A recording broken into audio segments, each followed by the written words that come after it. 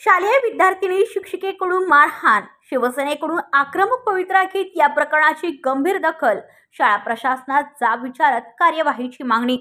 कारगर स्थित जिल्हा परिषद शाळेत 2 दिवसांपूर्वी 6वीच्या वर्गातील विद्यार्थिनी वय वर्ष 11 या मुलीस शाळेतील महिला शिक्षिका यांच्याकडून शिल्लक बाबीवरून गंभीर मारहाण करण्यात आली। यामुळे या मुलीच्या अंगावर वळ उमटले, परंतु घरी हे सांगू नको याकरिता मुलीस शिक्षिकेकडून दम सुद्धा देण्यात आला। सदर बाब मुलीचे आई व बाबा यांना कळताच त्यांनी माझ्या शिवसेना कार्यालयात धाव घेत न्यायासाठी विनंती केली।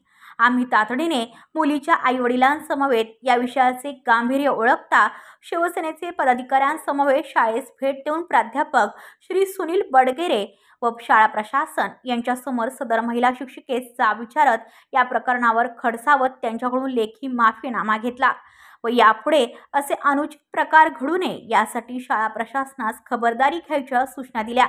सदर विषयावर योग्य कार्यवाही करण्याचे आश्वासन यावेळी प्राध्यापकांकडून देण्यात आले।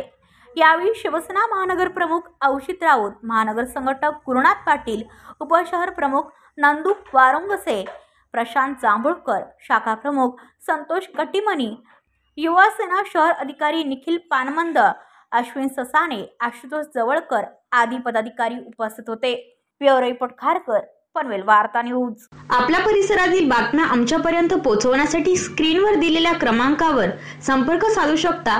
दूरध्वनी क्रमांक 8652414343।